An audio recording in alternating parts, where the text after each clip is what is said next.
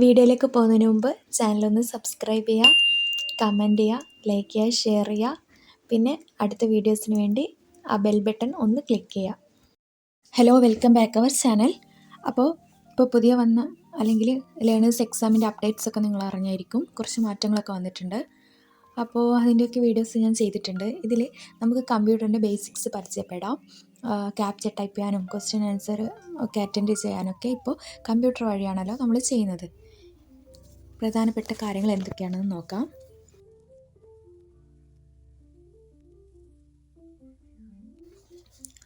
അപ്പോൾ കമ്പ്യൂട്ടറിൻ്റെ പ്രധാന ഭാഗങ്ങളാണ് ഇതൊക്കെ: സ്ക്രീൻ, കീബോർഡ്, മൗസ്, കഴ്സർ. നമുക്ക് ആവശ്യമുള്ളതാണ്. അതായത് നമുക്ക് എക്സാമിന് ബേസിക്കായിട്ട് നമ്മൾ ഇതെങ്കിലും അറിഞ്ഞിരിക്കണം. എക്സാമിന് പോകുന്നതിന് മുമ്പ് അതിൻ്റെ കാര്യങ്ങളാണ് ഇവിടെ നിങ്ങൾക്ക് ചിത്രത്തിൽ കാണാൻ കഴിയുന്നത്. ഈ 4 കാര്യങ്ങൾ നിങ്ങൾ നന്നായിട്ട് പഠിച്ചിട്ട് പോകണം. അപ്പോൾ നമുക്ക് കമ്പ്യൂട്ടറിൻ്റെ ഓരോ പാർട്സ് വീതം പരിചയപ്പെടാം. അതെന്തിനാണ് ഉപയോഗിക്കുന്നതെന്നും കൂടെ ഞാൻ പറഞ്ഞുതരാം. ഇത് നമ്മുടെ സ്ക്രീനാണ്. നമ്മൾ എന്തെങ്കിലും ടൈപ്പ് ചെയ്ത് കഴിഞ്ഞാൽ, അതായത് കീബോർഡിൽ നമ്മൾ ടൈപ്പ് ചെയ്യുന്ന കാര്യങ്ങൾ കാണാൻ പറ്റുന്നത് ഈ സ്ക്രീനിലാണ്. ഇതാണ് കമ്പ്യൂട്ടറിൻ്റെ സ്ക്രീൻ.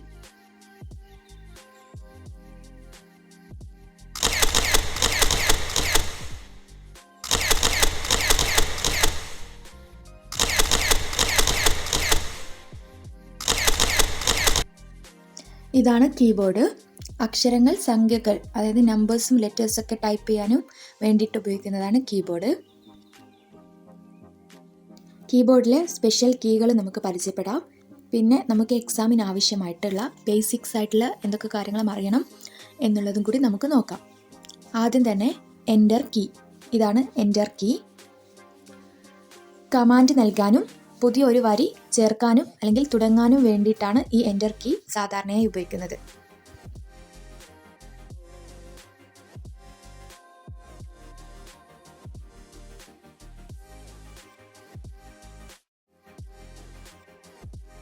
Back space key. ഒരു അക്ഷരം മായ്ക്കാൻ വേണ്ടിയിട്ടാണ് ഈ ബാക്ക് സ്പേസ് നമ്മൾ ഉപയോഗിക്കുന്നത്.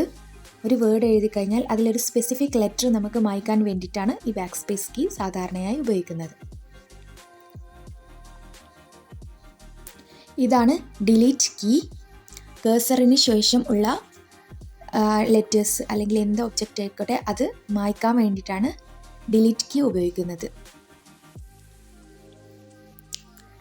ഇനിയാണ് ക്യാപ്സ് ലോക്ക്. ഇത് കുറച്ച് ഇമ്പോർട്ടൻ്റ് ആയിട്ടുള്ള കാര്യമാണ്. നമ്മുടെ എക്സാമിന് ക്യാപ്ചർ ടൈപ്പ് ചെയ്യുമ്പോഴൊക്കെ ഈ ക്യാപ്സ് ലോക്ക് നമുക്ക് വളരെ ഉപകാരപ്പെടുന്നതായിരിക്കും. ക്യാപിറ്റൽ ലെറ്റർ കീബോർഡിൽ ടൈപ്പ് ചെയ്യാൻ വേണ്ടിയിട്ടാണ് ഈ ക്യാപ്സ് ലോക്ക് സാധാരണയായി ഉപയോഗിക്കുന്നത്. അടുത്തത് സ്പേസ് ബാർ. ഇതാണ് സ്പേസ് ബാർ. വാക്കുകൾക്കിടയിൽ സ്പേസ് നൽകാൻ വേണ്ടിയിട്ടാണ് ഈ ഒരു സ്പേസ് ബാർ സാധാരണയായി ഉപയോഗിക്കുന്നത്. കീബോർഡിൽ നിങ്ങൾക്ക് കാണാം എ മുതൽ Z വരെയുള്ള ആൽഫബറ്റ്സ് ഇതിലുണ്ടാവും. അത് മിക്സ്ഡ് ആയിട്ടാണ് കൊടുത്തിട്ടുള്ളത്. ഫോൺ യൂസ് ചെയ്യുന്നവർക്കൊക്കെ ഈസി ആയിട്ട് ടൈപ്പ് ചെയ്യാൻ വേണ്ടി സാധിക്കും. ഇവിടെ മുകളിൽ നിങ്ങൾക്ക് കാണാൻ വേണ്ടി സാധിക്കുന്നത് 1 മുതൽ 0 വരെയുള്ള നമ്പേഴ്സാണ്. അതിൽ നിന്ന് നിങ്ങൾക്ക് ഏത് സംഖ്യകൾ വേണമെങ്കിലും ഉണ്ടാക്കാൻ വേണ്ടി പറ്റും. ഞാനീ പറഞ്ഞ ഈ ഒരു കീകൾ നിങ്ങൾ ഓർത്ത് വെക്കുക, നന്നായിട്ടൊന്ന് മനസ്സിലാക്കി വെക്കുക. പ്രത്യേകം പറയുന്നു, കീബോർഡിനെ കുറിച്ചും കമ്പ്യൂട്ടറിനെ കുറിച്ചും നന്നായി പരിചയമുള്ള ആൾക്കാർക്ക് വേണ്ടിയിട്ടല്ല, ബേസിക്സ് പോലും ഇനിയും പഠിക്കാൻ പറ്റാത്ത ആൾക്കാർക്ക് വേണ്ടിയിട്ടാണ് ഞാനീ പറഞ്ഞത്.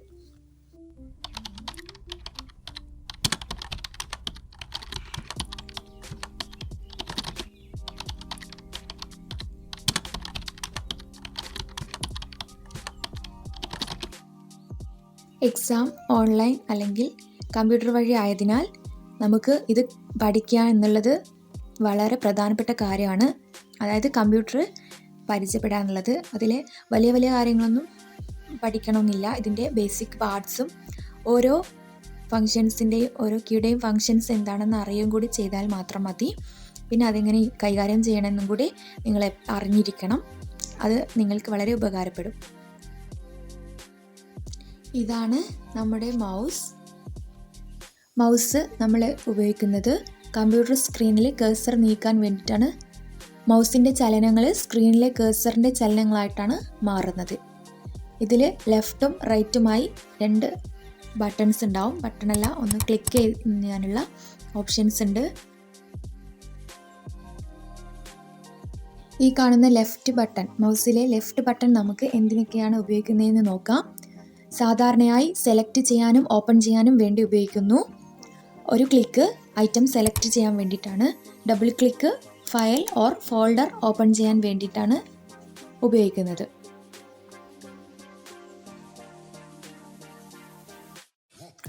ഇതിലെ റൈറ്റ് ബട്ടണ് ഒരു മെനു തുറക്കാൻ വേണ്ടിയിട്ടാണ് ഉപയോഗിക്കുന്നത്. ഉദാഹരണം കോപ്പി പേസ്റ്റ്, പ്രോപ്പർട്ടീസ് മുതലായവ കാണാൻ വേണ്ടിയിട്ട്. ഇതാണ് കേഴ്സർ. ഇതാണ് മൗസിലെ സ്ക്രോൾ വീല്. പേജിനെ മുകളിലേക്കും താഴേക്കും സ്ക്രോൾ ചെയ്യാൻ വേണ്ടിയിട്ടാണ് സാധാരണ ഇത് ഉപയോഗിക്കുന്നത്. ഈ വീല് നമുക്ക് താഴോട്ടേക്ക് കൈകൊണ്ട് ചലിപ്പിച്ച് കഴിഞ്ഞാൽ നമ്മുടെ കമ്പ്യൂട്ടർ സ്ക്രീനിലെ പേജസ് താഴോട്ടേക്ക് വരുന്നതായിരിക്കും. ഇത് പ്രധാനമായിട്ട് നമ്മൾ എക്സാം എഴുതുമ്പോൾ കമ്പ്യൂട്ടറിൽ വരുന്ന ക്യാപ്ച കാണാൻ വേണ്ടിയിട്ട് നിങ്ങൾക്ക് യൂസ് ചെയ്യാം. കാരണം ഓപ്ഷൻസ് കൊണ്ട് സ്ക്രീന് മുഴുവൻ ഉണ്ടാവും. അപ്പോൾ ആ ക്യാപ്ച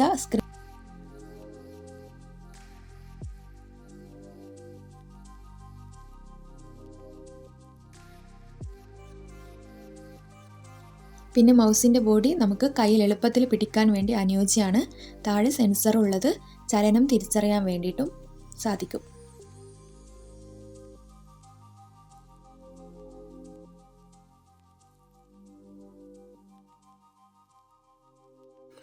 ഇതൊക്കെയാണ് കമ്പ്യൂട്ടറിൻ്റെ ബേസിക് പാർട്സ്. അതായത് നമുക്ക് എക്സാമിന് ആവശ്യമായിട്ടുള്ള നമ്മൾ പഠിക്കേണ്ട കാര്യങ്ങൾ ഇതൊക്കെയാണ്.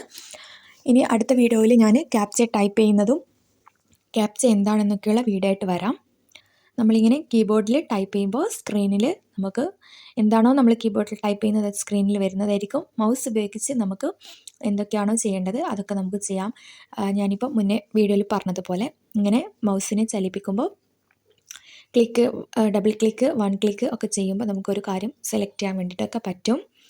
ഓക്കെ.